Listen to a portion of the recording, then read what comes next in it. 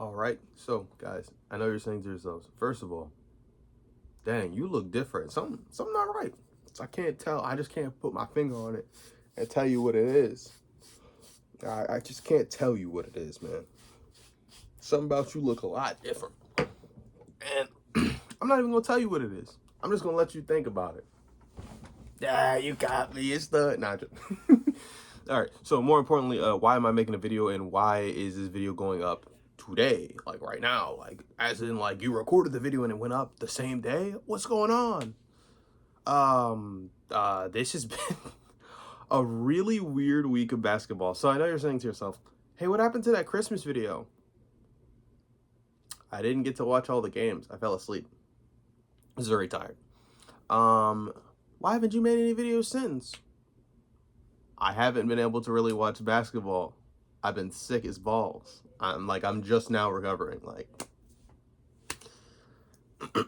what about the time between when you were sick and Christmas? How did you even know that existed before I said it? Like, what? Why'd you cut your hair? I'm a grown ass man and I can make my own decisions. Anyway, or we'll be recording the rest of the video like this. That's to give me like a silhouette or whatever. Not. All right. Trae Young was traded to the Washington Wizards. And let me first get through that trade very quickly first and then talk about why they ended up with the product that they did and why the trade looks the way it does. Ironically enough, actually let me grab this thing because I've been waiting for an excuse to talk about this, even though they're not my favorite team, but like I have love for the Wizards. But like, hold on, let me grab some real quick. Because many of you only know about Trae Young and CJ McCollum, you know, the former Trailblazer. But how many of you know about former Wizards legends, Corey Kispert? That's right, Corey Kispert. Yeah, Corey was moved in this deal. That's crazy. This bobblehead has a lot more value than it ever had any right doing. Space Jam, Corey Kispert. That's so stupid. Yeah, he was moved in the deal as well. So a lot of you are wondering, how did the Atlanta Hawks manage to get 0 draft picks in this trade? Number one, they should have traded him the year prior, and two, the team that they should have traded him to was the San Antonio Spurs, so they could get their picks back from the trade they made with them initially to get DeJounte Murray. They should have gotten those picks back. I think in an ideal world, that would have been the thing that they should have done. They didn't, obviously, and that team wound up with De'Aaron Fox, which is a part of the reason why we're in this trade right now. And you might be saying to yourself, CJ McCollum is old as hell, guys. What is CJ doing on this team? Veteran leadership and like salary, trying to match salaries and shit is really another reason why he's on this team right now. Shout out to him for escaping Washington, D.C. I know we make jokes about places where niggas get their careers buried and whatnot. Yeah. I've already heard jokes and stuff like, oh, will Trae Young be like the most like talented Wizard ever? And I'm just like, no. No. I don't know why they would want to run it back with essentially a different version of, instead of a slashing John Wall, they decided they wanted to run it back with shooting John Wall. I don't really understand this. Like, I feel like this will be good for Alex Sarr in his development. I think that'll be interesting. That's cool. I don't like what this does for a lot of the other guards on the team. Trading for Trae Young makes not a lot of sense. I don't really understand it. Trae wanted to be in DC though, so good for him. good for Trae Young, man. I mean, just if it wasn't already clear to you now, yeah, Jalen Johnson is running the show in Atlanta, and they have a nice team. The reason Trae was traded, to be quite honest, is because A, he doesn't really fit the timeline anymore, and B, they've gotten a lot of guard play out of a lot of guard play out of Jalen Johnson and Nickeil Alexander-Walker.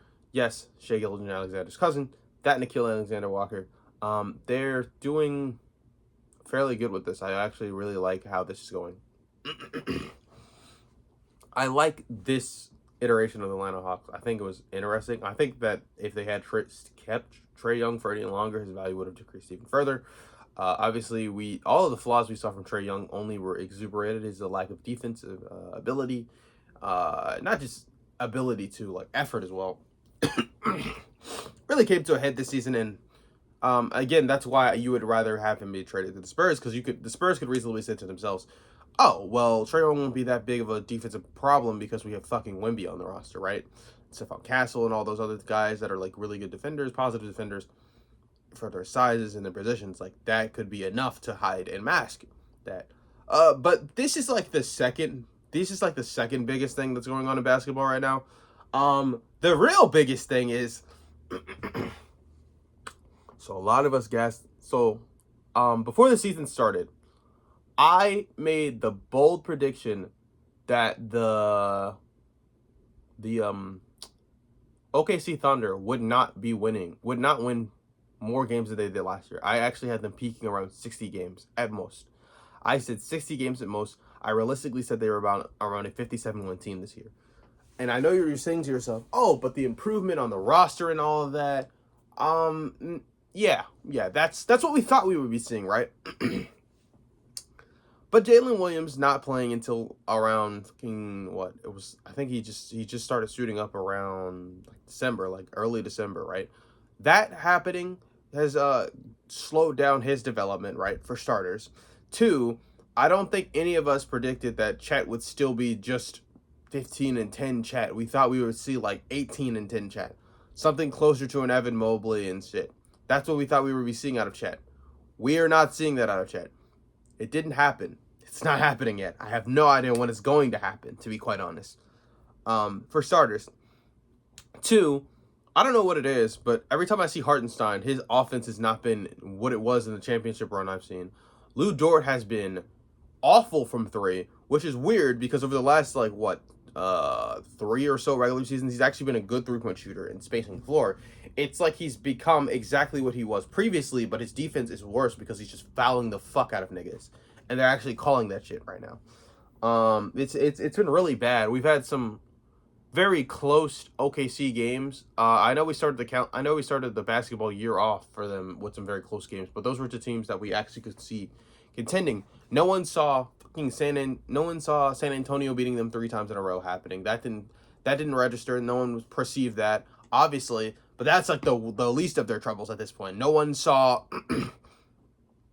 them having dog fights with the Phoenix Suns multiple times. It's happened multiple times at this point. No one saw them having very close games with Utah, and then for some reason, just they beat Utah. Don't get it twisted. They haven't lost to Utah. But they've had a lot closer games than people would like to care to admit. The first game they matched up against Utah that everyone remembers is the one where they thoroughly created this opening and lead. They didn't do that the last time they matched up against them. In fact, that game went to overtime, which, if I'm not mistaken, is it's still a single-digit amount of numbers. I think it's around 5th overtime they've had. Obviously, they had the 2 opening the season. This is like their 5th one, I think. That's something that cannot happen if this team is truly trying to contend and run through the West again. I did predict, so boldly, if I might add, that even though this team has dynastic qualities, that they need to address some of their problems. Those being like the offensive limitations of a Jalen Williams, which Jalen Williams has proven to and shown himself that he can rise to the occasion. Chet, however, has yet to do that. Chet has yet to do that for me. And the fact that I have yet to see Chet be a consistent 20-10 is problematic. Because if Chet is going to not be consistent 20-10, you're going to have to ask for a lot more an egalitarian version of this. And the fact that AJ Mitchell has received a reduced role in this team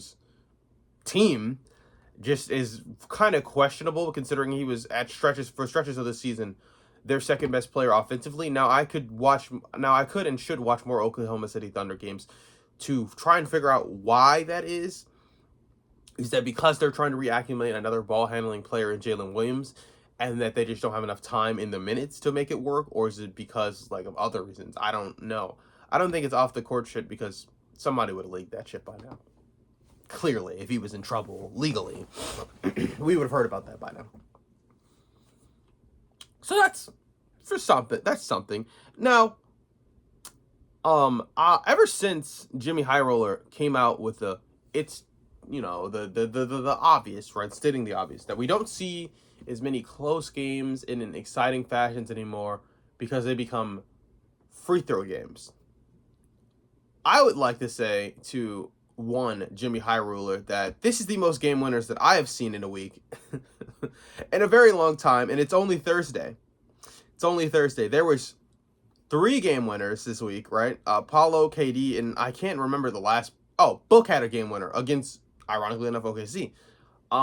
It's been less than a week. There's been 3 game winners by all-star caliber players. It's not just like, oh, they swing the ball to some other guy and he gets a wide open shot and it's close.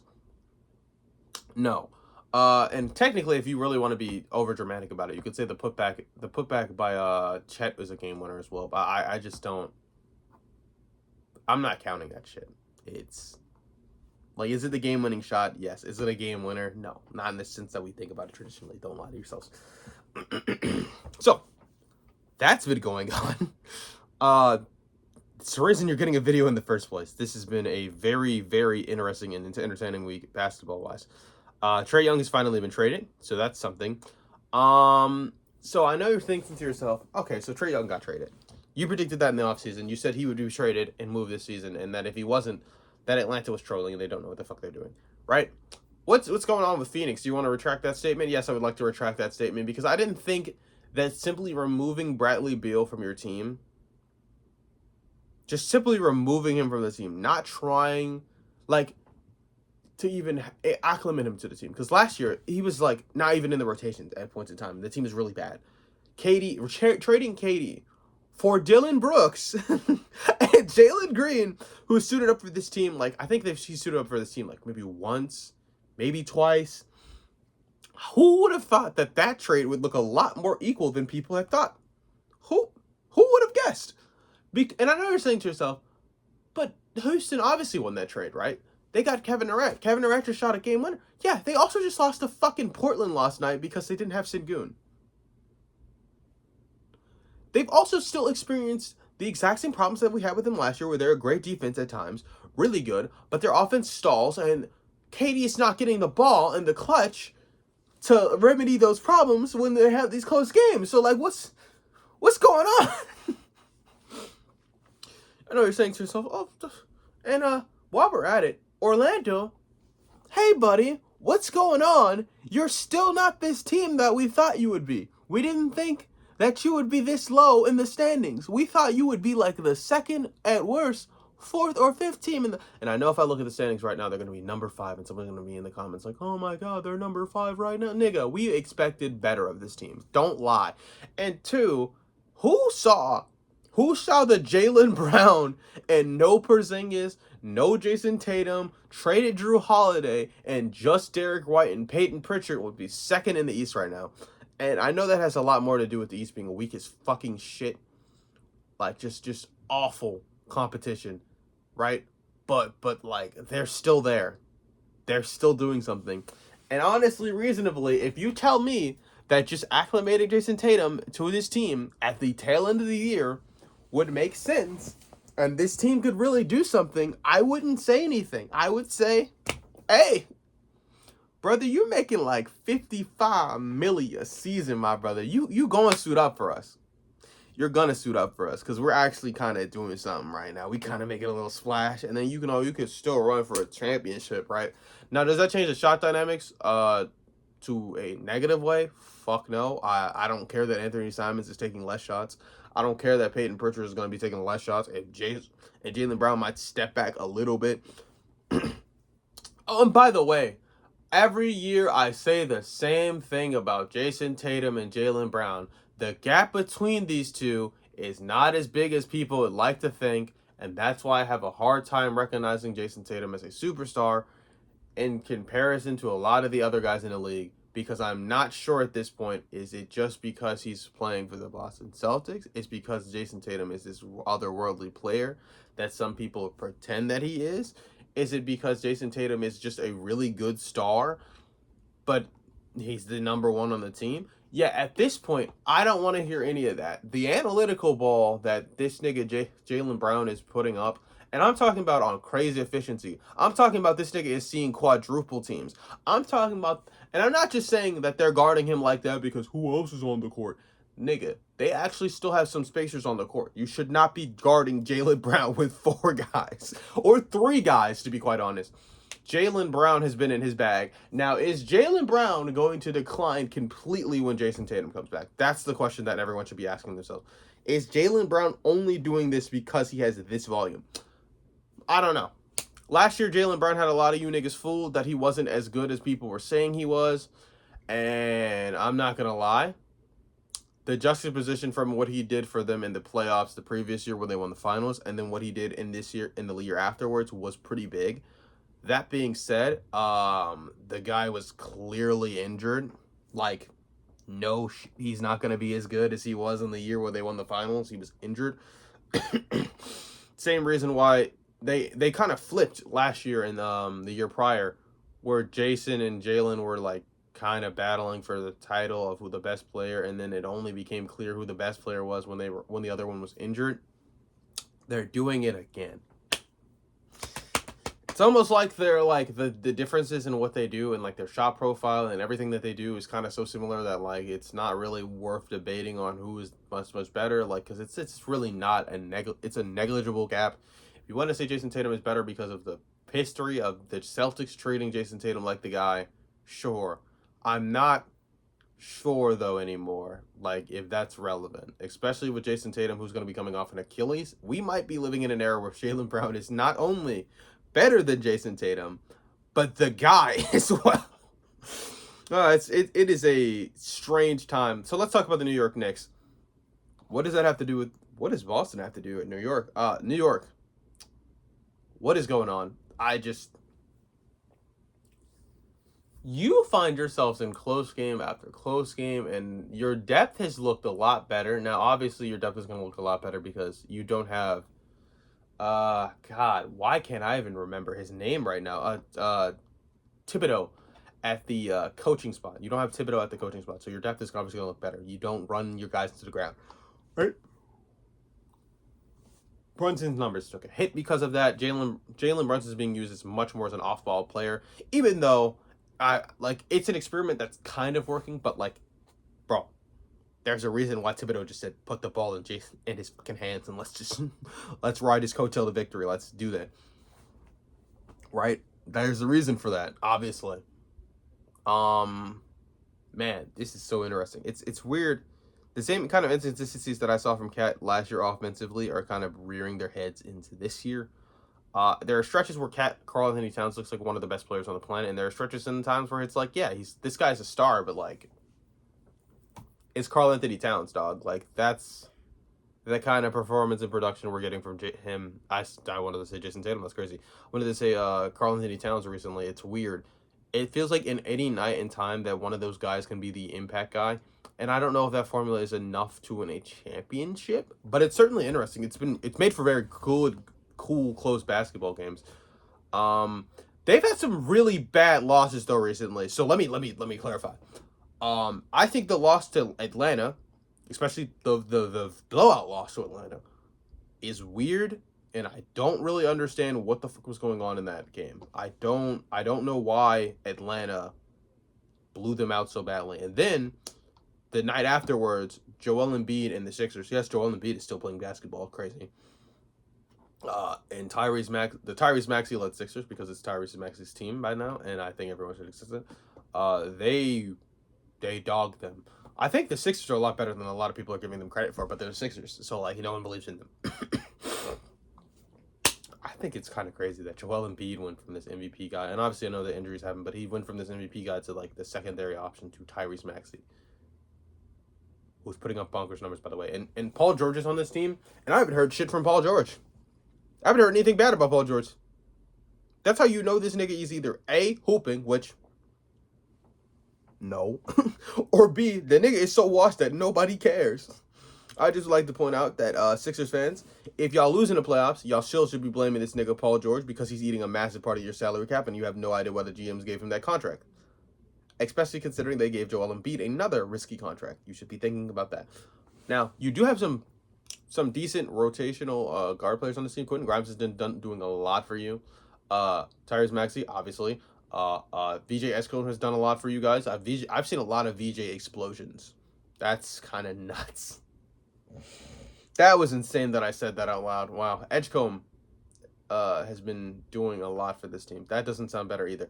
By the way, did you know that guy has VJ? Those are my initials for those who didn't know. That's crazy. I didn't know that. That sucks. Anyway, obviously I knew what my initials were, but I didn't think that hearing that out loud was kind of crazy. Anyway, yeah, that's going on in Philadelphia. That's crazy. I have no idea what the fuck's going on. Like, the East is so confusing right now, and the West is the West. And by the way, every time I see a Lakers game, I saw the Lakers lost to the Spurs last night, and I could immediately tell, and I know Wemby didn't play for the Spurs either, but I could immediately tell because of the night that Luka had that Austin Reeves and LeBron did not play that night. They were like, bro, Luka's gonna get his, but like, I'm not letting Marcus Smart and company beat me, bro. It's not happening. Not letting DeAndre Ayton. By the way, the Lakers are finally experiencing that DeAndre Ayton shit. We're like, oh my god, some nights he's like 21-14 and he's just like so easy to find and give the ball to and just like have him finish plays. And other nights he's like, where are you? Why do you only have 4 points and 8 rebounds? What happened to the defensive intensity that I saw from you the previous game? Why can't the coach figure out what to do with you? Oh, by the way, Dalton Connect has been completely played out of the rotation ever since JJ Redick has made those comments about certain guys who have had multiple opportunities. Just want to point that out. The reason that Dalton Connect was even getting minutes in the first place. By the way, they gave us a minute to Jake LaRavia. That seems to be working out great for them. By the way, the reason that Dalton is not in the rotation is they tried to trade his nigga last year, and then that didn't work out. The trade got vetoed because Mark Williams is apparently injured. Mark Williams, who is now in the Phoenix Suns and giving them great production, by the way. I would just like to point that out. Not, the Lakers need another big, by the way. Jackson Hayes is still... is still the big that finishes games for them. It would be something if they just had 3 bigs. Like, I don't know if y'all remember that season where they had JaVale McGee and Dwight Howard alongside Anthony Davis. I know Anthony Davis was obviously the star big. You don't really need a star big on this team. But you need, like, 3 bigs in this team's rotation for this shit to work out for them. I'm not going to lie. So if I'm the Lakers, I'm looking to get another big. I don't know how I'm going to get it, but I'm sure looking for it. Oh, yeah. Another loss that OKC fans should just be completely disgusted in. You lost to the Hornets by 27 points. What was that about? No. I love me some Conca Nipple. I love me some Brandon Miller. I love me some LaMelo Ball, fuck it, we ball type shit. Like, and the shots he takes, his shot selection is, man. I really hope some 12-year-old doesn't shoot the ball like LaMelo Ball. They will never make it anywhere in life. Bro, we were saying that about LaMelo Ball, but at least LaMelo Ball was clearly an NBA prospect that was waiting to happen. We just thought his shot selection would get better, right? And his playmaking would get better. His playmaking certainly took a hit. Took a leap. Shot selection? Still waiting on that one. This is, honestly, his shot selection alone is why the Hornets will never be a serious franchise. I don't care that he hits those shots. I don't care that he practices them. I don't care that he's been taking them his entire life. Something about that one-legged fadeaway 3 in the corner is not a good shot. I can't put my finger on it. Yeah, this team is... Ooh. Yeah, so the offense production that we were seeing from a lot of the other OKC Thunder players is dog shit. Now their defense is amazing, but if their defense doesn't look as historical as it did last year, that they can't turn that into the offense. They're not going to win if this is what it looks like. By the way, a massive team that we need to talk about now is the David Adelman. I know you're saying to yourself, who the fuck is David Adelman? The David Adelman led Nikola Jokic led Nuggets. It's been crazy.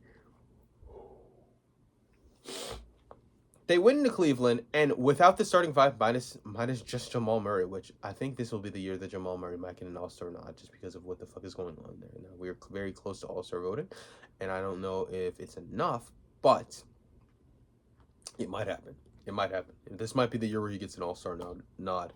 I don't think it'll happen, but it might be the year. They're winning games. Sometimes it looks like with like no starting five and just like Aaron Gordon has been out. Which that's crazy. Aaron Gordon is their second best player when this team is running correctly. And just often, most of the times, even if I don't think it's running, even if I think Jamal Murray should be their second best player, Aaron Gordon finds a way to and does that a lot of the time. They've been winning with fucking Peyton Watson. They've been winning without Braun. They've been winning. I can't remember his first name right now. Number 0 for them. That guy. They've been winning without him. They've been winning without Aaron Gordon. They've been winning without obviously Nikola Jokic, who's an MVP candidate. I don't know what the fuck's going on. This is the best roster. Obviously, we were saying this is the best roster Nikola Jokic has ever had the privilege to play with, right? But did we think it would be like this? Did we think they'd be winning games without him? Now, I know a lot of the games that they've been winning have been against the East, and the East is historically weak, and blah, blah, blah. They're winning without basically their starting five sometimes. And it's not just Jamal Murray getting the green light to take whatever shots he wants. Because in the game where he had the green light to take whatever shots he wants in Cleveland, they lost that game because he ran out of gas. Like, obviously he ran out of gas.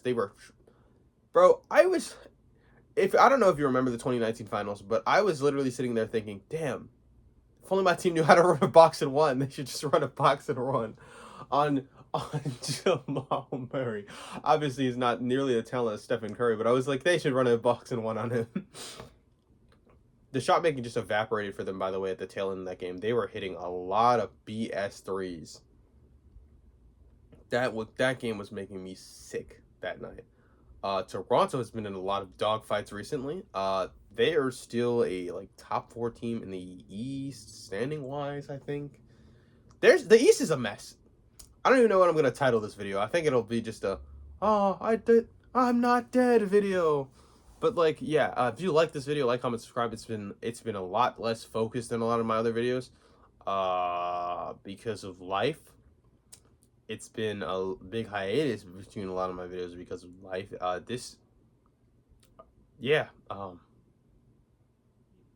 Like, comment, subscribe. Have fun. I'm smiling ear to ear. Basketball has never been more exciting for me at this point in time. I'm having a great time. And I hope you are too.